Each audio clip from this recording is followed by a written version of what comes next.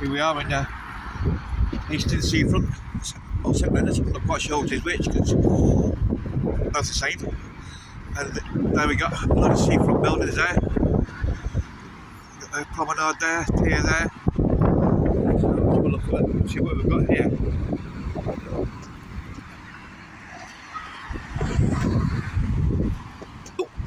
What a Christmas will get one over. And holy moly, look what we've got here. We've got the same thing, look. That was the original ground level down there. Built. That was the original door through there. You can't quite see it. There's a door there. And then there's some kind of mud flood. Some event. And this event has raised the level of the ground to this height. Yeah, you hear me? Buried the first floors.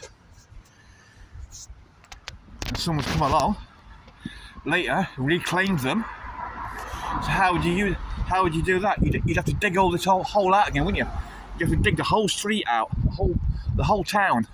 Or what you could do, you just dig about 3 foot, 4 or 5 foot across, build some steps down to it, and you'd be able to go and utilise the ground floor again, wouldn't you? Become separate apartments, yeah? Do me? Because you wanted to keep that as a separate apartment, or a flat, as we say. There's a door there, look. Then you'd have to go into the front door, wouldn't you? You have to use the front door, and then go down some steps, yeah? So, because it's a way to separate the apartments, yeah? Now this is all across England, all across Scotland, yeah, and probably Wales. I haven't seen many in Wales, but I'm sure there are. And if you pick any random town on the south coast, yeah, you'll see this is a typical style of building on the seafront, near or in town. In Hastings, there's more inland as well. I'm sure there's examples. And there we go. And this is about a mile long, maybe. Yeah. 3/4 of a mile long. Mud flood buildings all the way. Think about it, yeah. Who's going to build a building, yeah? And the designer came up to the architect and said, "What we're going to do? We're going to build a door 4 foot in the air, yeah. So you have to build some steps to climb up to it." Doesn't make sense, does it? Yeah. And there's some that's really higher than that, yeah. So why on earth would you ever design a building where the front door is 4 or 5 foot in the air, and then you'd have to build some steps, or you'd automatically build them straight, wouldn't you? There'd be no possible reason whatsoever to build a door 4 or 5 foot in the air and then build some steps up to it, would there? Doesn't make sense, does it?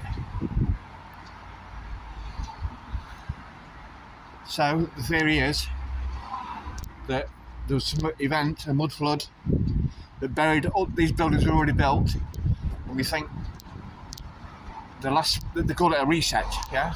Now the last reset I think was about 1820. So I think all these buildings here, they were all built before 1820. Yeah? And maybe that was the time of the flood. The flood came in, buried all these buildings up to this level here, and years later, they utilised the building what's above ground, but then maybe later on, maybe 1800, late 1800s, 1900s, they wanted to utilise these buildings again, so they redesigned them. So they dug down, dug all the ground out, so all the doors are visible again, and they're able to use them again. Yeah. And And then they built some steps up to the front door. Well, there's some steps would have been already there, wouldn't there? Because that was how they got to the building in the first place. So they've I thought this was strange. You know, when I first came to this town about 20 odd years ago, you see all these railings here, picket railings, we call them, cast iron railings, yeah. But everywhere else in the country, I've been in different towns all over England, and everywhere else, these railings have been taken down. Yeah.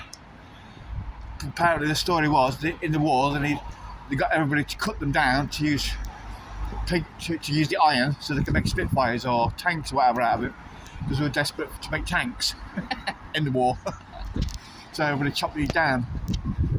But I think that was just a trick, because it was all like, it's not refined iron, is it? It's just pig iron, I think. It's not refined for an industrial use. It's just ornamental, isn't it? But here, the first thing that struck me about this town when I came here was all these railings here. I thought that was unusual. But obviously, they couldn't take them down because people would fall down there, wouldn't they? Oh, here we go. Look, it's a modern set of buildings here. Look. These are, oh Christ, give me a break. Right. These buildings here, these are obviously modern, aren't they? Look. Now look at this. This is how you'd build a house, isn't it? Yeah. You build some buildings, yeah. You build it so it's above ground. The first floor. There's no need to build it underground, is there? Or anything like that. And where's the door? Can't see the door yet. Oh, there we go. There's the door. Oh, built a ramp up for disabled people to get him up. We built a ramp for wheelchairs up. There you go. Ground floor. There's the door. Walk straight in. No need for any steps up, is there? To the front door. Anything like that, is there? So there you go. That's a contrast. That's the modern building. How I would imagine you'd build a building. Just walk straight into the door. No need to build the building underground, is there? Here's another example. This is the White Rock Theatre. And I think if you look at this, you'll see that a similar thing has happened here. Same kind of thing, look. There we go, look.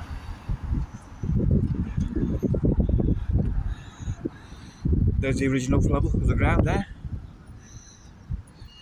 And the mud flood came up to here. And to utilise the bottom first floor again, the ground floor, they dug down and utilised the front doors again. And steps up to the front door, there you go, entrance to the theatre. What's that, 3-4 foot high?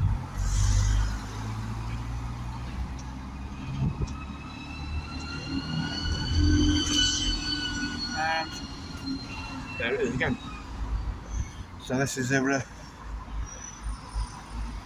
theatre, there's a pier, interesting, and there you go, it's Flacker.